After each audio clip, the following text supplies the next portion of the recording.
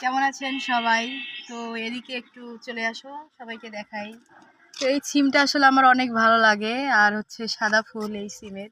তো এই সিমটা কার কার ভালো লাগবে অবশ্যই জানাবেন।